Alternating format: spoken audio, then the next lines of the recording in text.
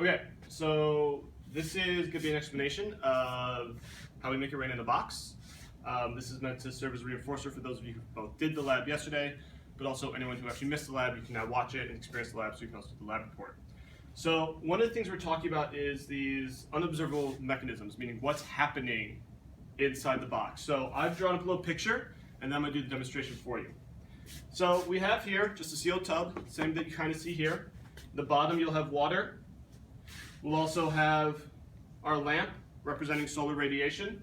And one of the things you can't see happening, but you know is happening, is you don't see heat coming down. You see light, but you don't see heat. But nonetheless, heat occurs. And we know that heat occurs because eventually what will start to happen is that the surface molecules on the water will start to move faster and faster and faster, and eventually they'll get so hot they break away from the surface. Now this is an unobservable mechanism.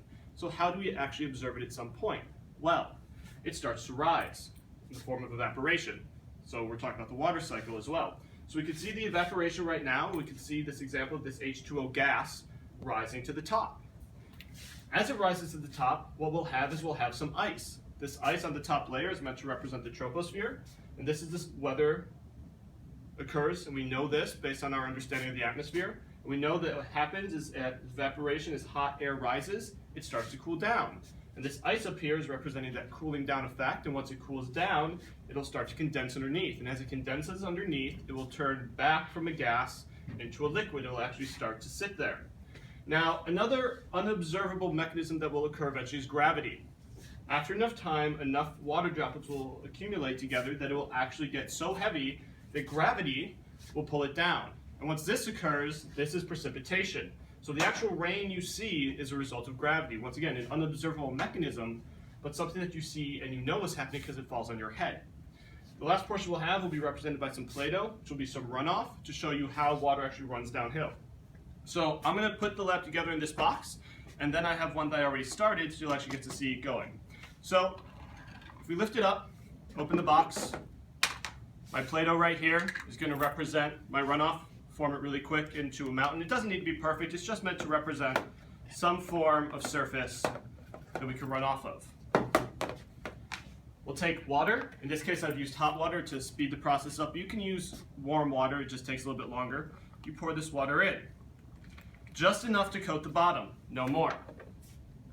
You then cover it up, and once again right away you'll start to see some steam rising on the top. That's evaporation occurring. So what I'll do is I'll take my solar radiation on one point, I'll put it all the way down to help keep it hot.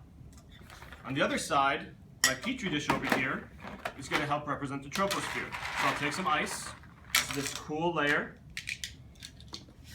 and I'll sit it on top.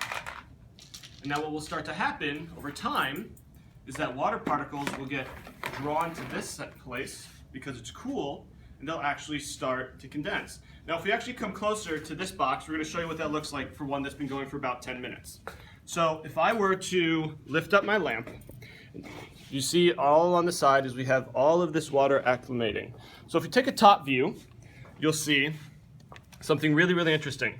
If I take away the lamp, there is no water formation underneath where the heat source directly is. And this is because as hot air rises, it wants to condense and wants to cool down. But it's still so hot right here that it can't turn back into a liquid. On the other hand, if I take off my troposphere level, you'll notice all of these water droplets. You know, some of them are much bigger than others, and in fact, some of them are actually, you can see them disappearing a little bit from the top, and that's actually the rain that's falling down. So if you tap it a little bit, you'll actually start to see some of the water droplets falling off as well. And then another good way to look at it would be to take this off, and here you go. This is the side with the ice. This is the side with the heat where no condensation has occurred. The gas is still a gas. Here it's turned into a liquid, and we can see right here the moisture from the runoff, and you can actually see the color is starting to change. And this is an example of how soil runoff can actually run from downhill eventually into a water source. Once again, if you have any questions, please feel free to rewatch the video. This is meant to be both a reinforcer of the lab from yesterday, as well as one for those of you who didn't get to see it. If you have questions, follow me on Twitter at Mr. VG Science. Thanks.